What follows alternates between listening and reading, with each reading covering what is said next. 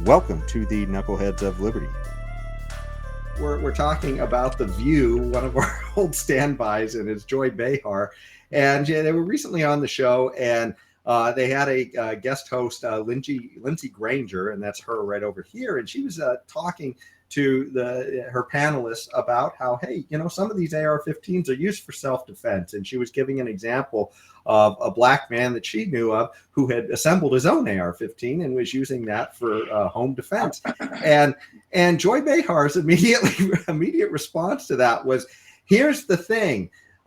Once people get guns in this country, or once black people get guns in this country, the gun laws will change. Trust me. So she literally told a black woman that once black people get guns, that somehow we're going to put all kinds of restrictions on guns. And they had a few statistics in this story. And what they were saying in here is that, I guess, National Firearms Survey published in 2021, they said that 25.4% of firearms were reported, I guess, owned by black people, which is, to me, that's an overrepresentation as far as, it's only like the country is only around, I think, 13 or 14%. 14% black, yes. Yeah. So, I mean, I'm not sure what world Joy Behar is living in, but these people who are the take away your guns types, they are just, they don't seem to be connected to reality in any way. You guys have any thoughts on this whole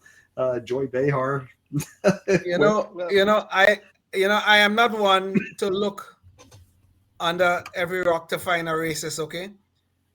Because I always just have to look on top of the rock and I'll find people like Joy Behar, okay?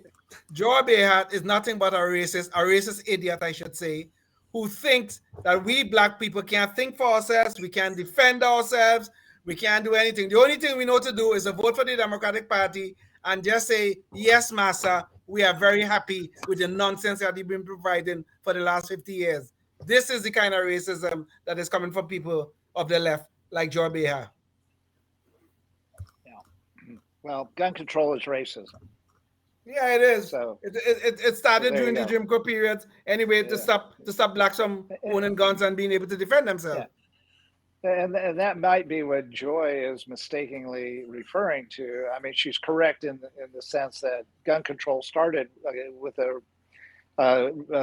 targeting black people owning guns in the first place, and so it's racist and always has been, and continues to be. And the most victimized people in these inner cities are by violence conducted by other black people with guns, or white people, or whoever, is black people that are being targeted more than anyone else. So if anyone stands to lose by having their gun rights to defend themselves restricted, it would be black people. So you have that. So just a couple of years ago, I actually wrote an op-ed talking about that gun laws are the institutional racism that you've heard about.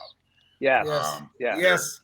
California has a disproportionate amount of gun laws, has a disproportionate amount of blacks and Hispanics, particularly 18 to 40-year-old men, serving extremely long jail time, and many have to do with gun laws. So these gun laws that they put in place are disproportionately used against people of color. Full stop. That's a statistical fact.